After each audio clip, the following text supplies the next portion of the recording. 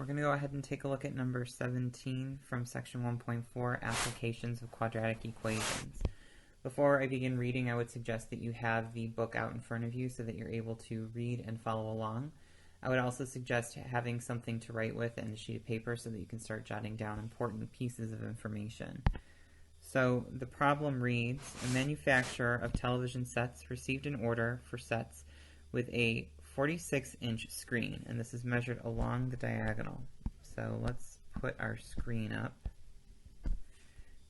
And I know that measured along the diagonal, so in this case I picked from the lower left-hand corner to the upper right-hand corner. This will be 46 inches. If the televisions are 17.5 inches wider than they are high, find the dimensions of the screen to the nearest tenth of an inch. So in this instance, they fail to tell us what the height is, and of course if they told us what the height was, then we would pretty much be done with the problem. Since I don't know what this height here will be, I'm going to just hold that position with the variable h to represent the height. And with regards to the width, again, I don't know much about the width other than it's 17.5 inches more than the height. So think about that for a second. What do you suppose more means in this case? What operation would you use?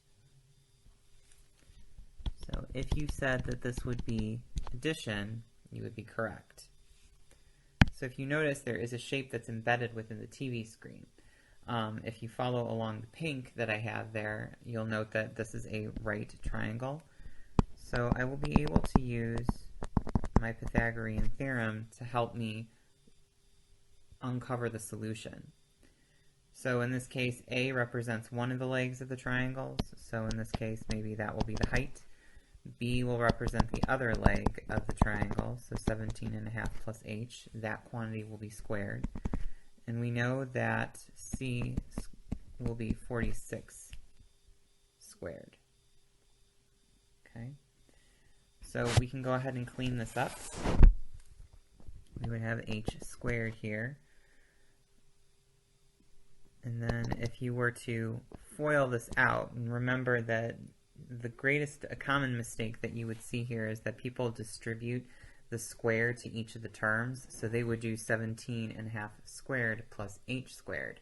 But you know better than that from what we had discussed in class previously, that the 17.5 plus h squared is actually going to be 17.5 plus h times the quantity 17.5 plus h.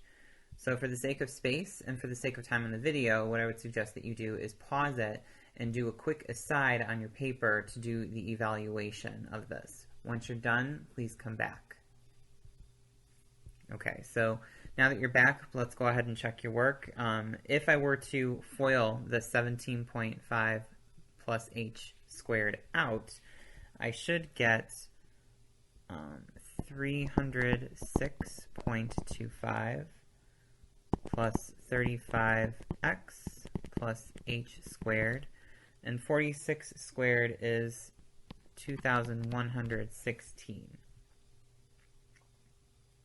Okay, so what I can note here is that I do have a couple like terms on the left-hand side. So this will give me 2h squared plus, oops, I made a mistake here. That should be 35h.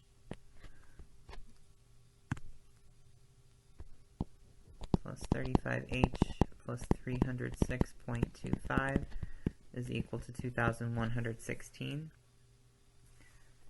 Now, from previous class discussions, if we subtract the 2,116, we will get 2h squared plus 35h minus 1,809 and 75/100ths, and that will be equal to 0. So if you take a step back from this, what does this look like? If you said that it looked like a quadratic equation in structure, you would be correct.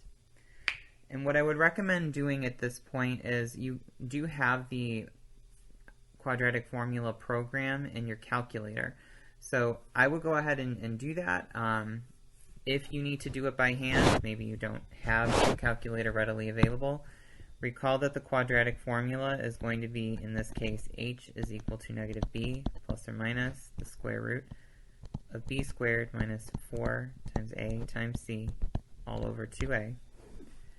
In this instance, our a is 2, our b is 35, and our c is negative 1,809 and 75 hundredths. Okay.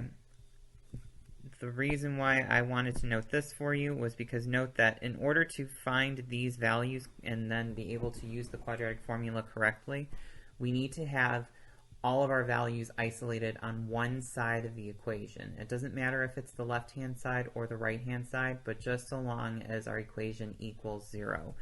So this way we can quickly identify that a will be 2, b is 35, and c is this constant value.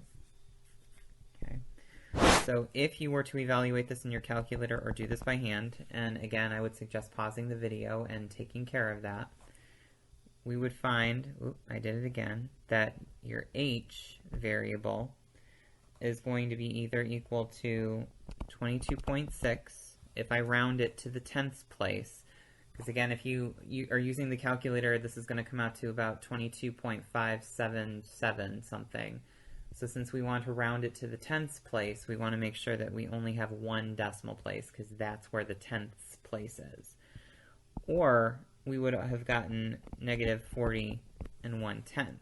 So we do have two solutions here, but then the context of the problem is going to help us decide which is the best choice. Well, negative 40 and 1/10 doesn't make sense in this case. How can you have a TV that has a height of negative 40 and 1/10 inches?